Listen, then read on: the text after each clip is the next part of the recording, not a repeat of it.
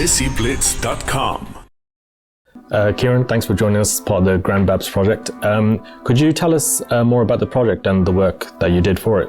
Grandbabs was a project led by me as lead artist and 10 young people from all around Birmingham, where we went to 3 retirement homes and we asked elderly people about their lives, their stories and positive messages they wanted to pass to the younger generation.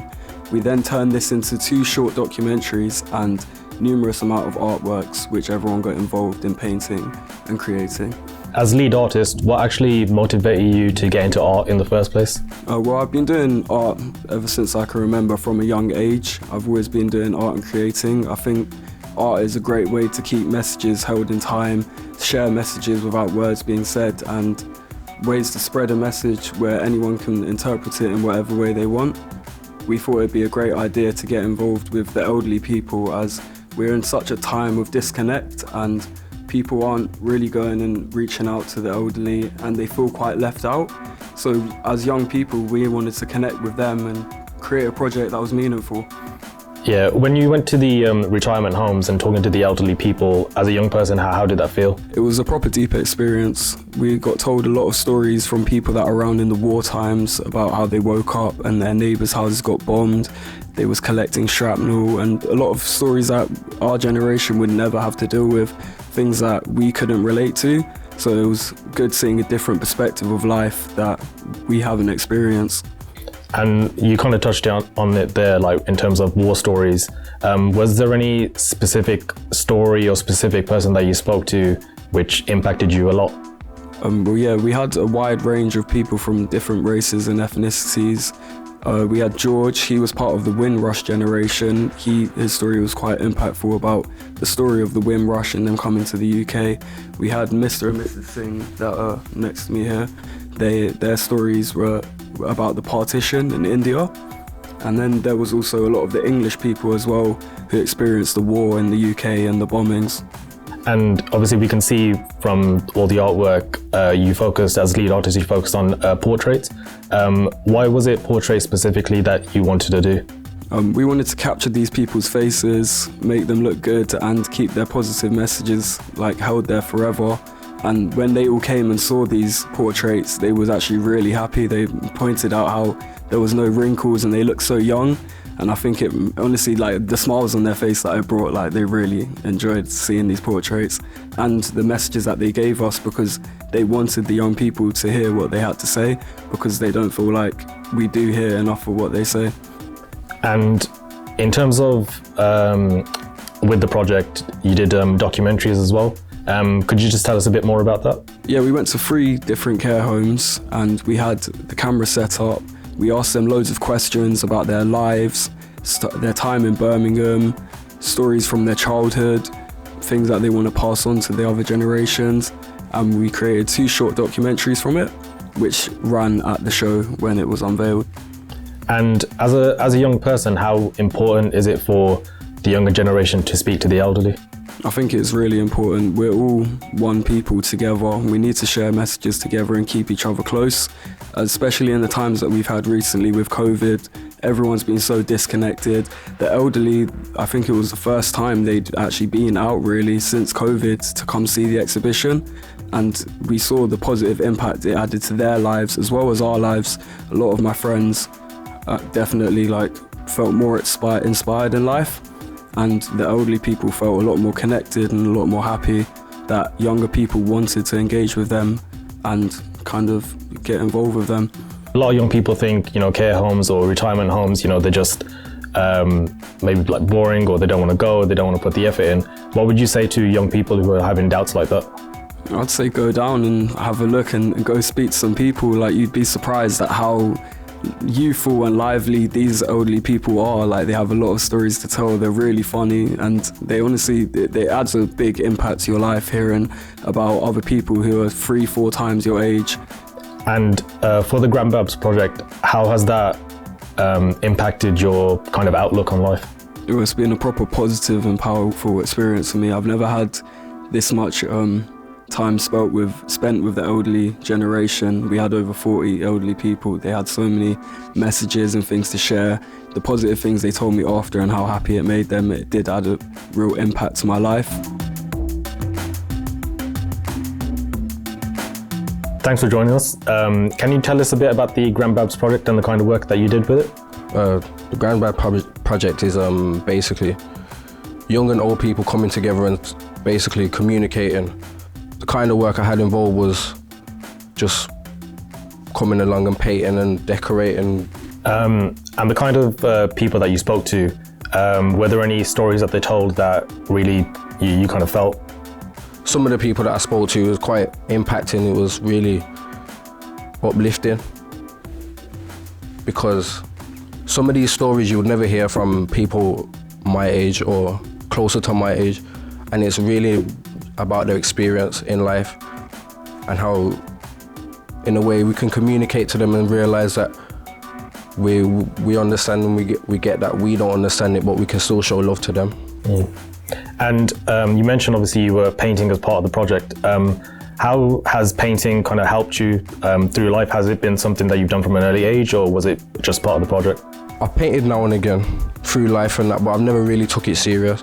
And when my friend Kieran asked me to be a part of the project, it was quite, I didn't want to say no because it was quite therapeutic. When I was doing these paintings, it was just, it's different from living normal life, and it's being a part of something that really contributes to positive, you know what I mean?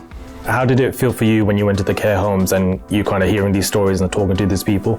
It's different to what you'd normally feel like. It's the way I look at care homes, it's quite, in a way I feel quite sad for them because it's like people just, they're in there and nobody cares about them. It's like they're just forgotten about and they contributed to society and they was a part of society. And it's good to just go there and just talk to them and say that we still remember you, you know what I mean? And that's what the whole project was about, making sure that they know that they're remembered. And going forward, will you be part of more projects like this? And will you encourage, say, more of your friends or more of the younger generation to follow your lead kind of thing? 100%. The project is only the beginning of what we're trying to achieve. We're trying to achieve great things. We're not doing this just for show. We want to make sure that people understand that our differences and all of these different things, it doesn't really matter because at the end of the day, we're all gonna get old, we're all gonna be in the same position. And that's what it's about, coming together as a one spirit and one whole person. Oh, I love it. I love it. It's got my little holly. Yeah. Obviously, we can see the beautiful artwork around you that are portraits with quotes and words on them. Can you tell us about that whole creative process came about? Yeah, so Kieran was the lead artist on this project and he very much had a vision of what he wanted to do. He was keen to capture the portraits, the individual faces of the senior citizens. So once we'd started filming them and they started sharing stories, each individual one gave a statement of what their advice would be to the next generation. With those stories, were there any specific stories or experiences that you heard that really stood out to you?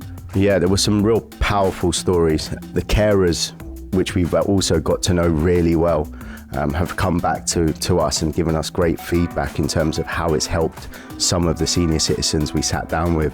An example being Archie. Archie is, I think, 88 now. He now suffers from severe dementia. He painted on the poem that he wrote in 1988. His daughter came to visit us separately when the exhibition was running, and she actually spoke to us about the poem and how he'd forgotten the poem.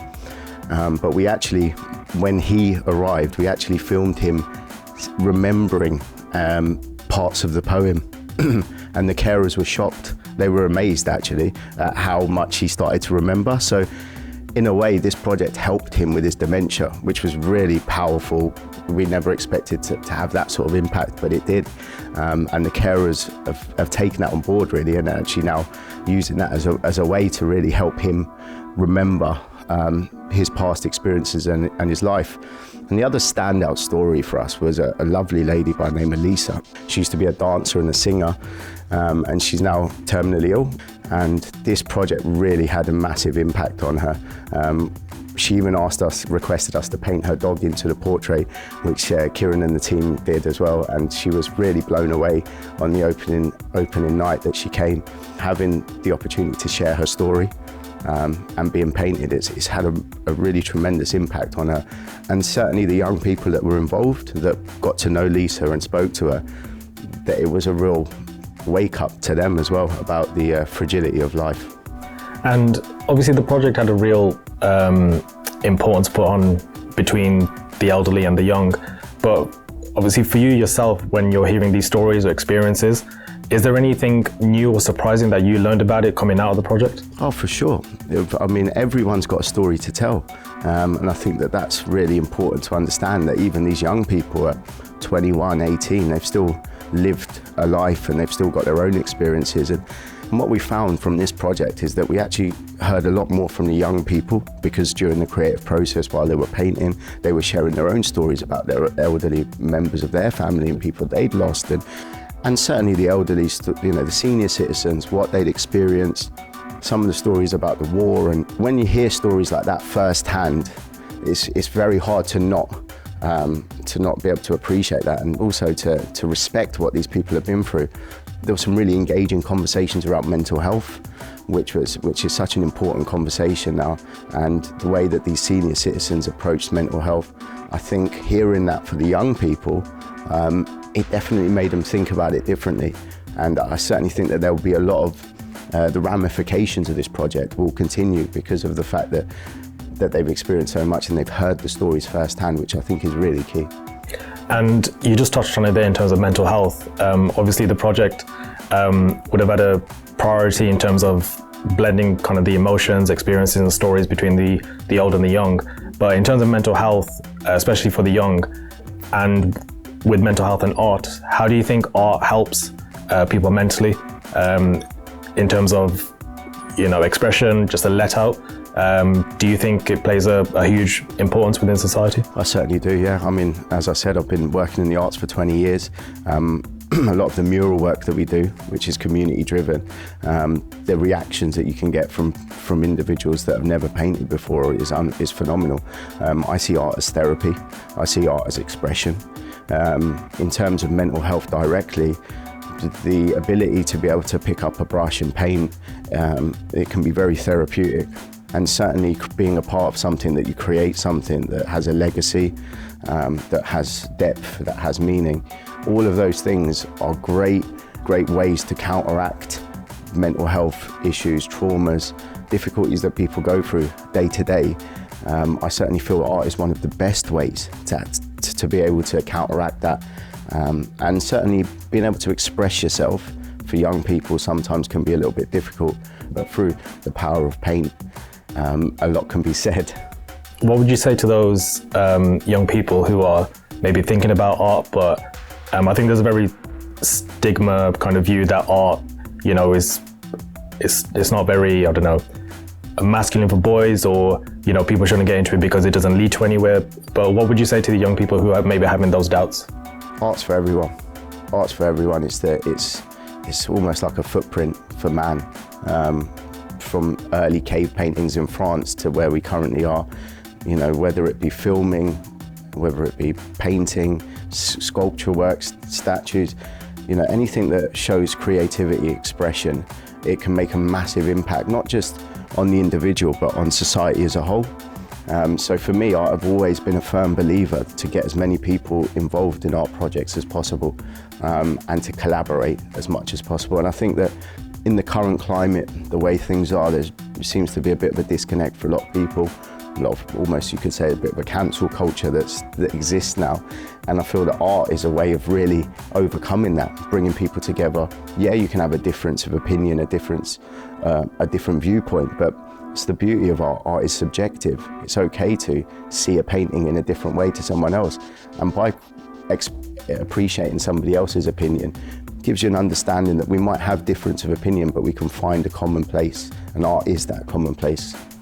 And lastly, will Grandbabs have a part 2? Will you go to more care homes, interview more people, do more paintings to kind of broaden the horizon, maybe in different cities? Do you have any further plans? Yeah, so we're certainly looking to do that for sure. Scale up the project. We're speaking, obviously, we're speaking to Birmingham Council about that as well. But in terms of the projects that we do, we're already beginning two further murals, which are all community driven.